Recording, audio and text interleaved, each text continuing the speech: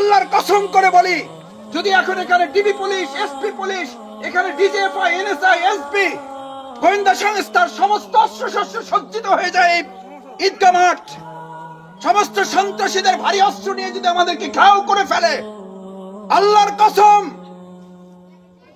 এই রোজাদারদের সেই চরিত্র থাকতে হবে। 6টা 15তে ইফতার করার পরিবর্তে আপনি কি সিদ্ধান্ত নিয়েছিলেন? গুলি খাওয়ার না ইফতার খাওয়ার?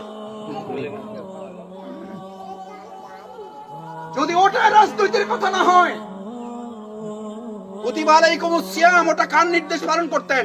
আল্লাহ। আর আল্লাহর জমিনে আল্লাহর দ্বীন বিজয় করার দায়িত্ব আমাদের উপর আছে না নাই? এটা কার নির্দেশ? আল্লাহ।